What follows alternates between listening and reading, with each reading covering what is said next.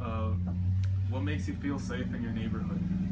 I think feeling safe is when you know your neighbors and you talk to your neighbors and you're outside, kids are playing. I think that makes me really feel safe when you know everybody in your block and you have connections with everybody in your block. What makes you feel unsafe in your neighborhood?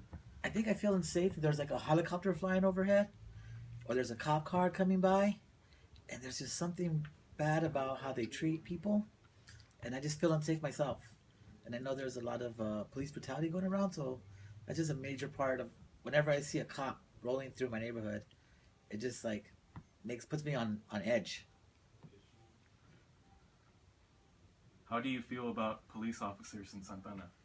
I think police officers in Santana are very disrespectful to people, and they have this thing where they feel they own the city, and they don't show respect for the common man, and they're not working with people. So there's a lack of training, a lack of professionalism.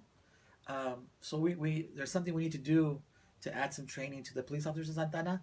I think the Santa Ana Police Department or the association has taken over our city. If you look at the budget, they've taken over a high percentage, more than any other city, probably the highest in the whole state.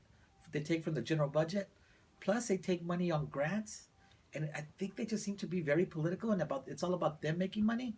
So when you talk about the Santa Ana PD, it's not a specific police officer, but it's a whole system from not only the department but to the association, which has taken over control of our city, where they were trying to pass gang injunctions just so it's easier for them to get more grants and to get more money and to get more overtime.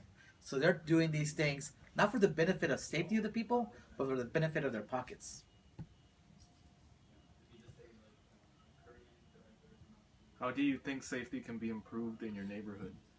I think we got to take back control of the police department, take back control of our city, and use some of those funds. So we're lacking funds is we're lacking programming for youth. We're lacking jobs for people. And we had a city of about 1,400 employees that's now down to 400 employees. That's 1,000 lost jobs. 1,000 lost jobs of people who live in Santa Ana. And that's huge.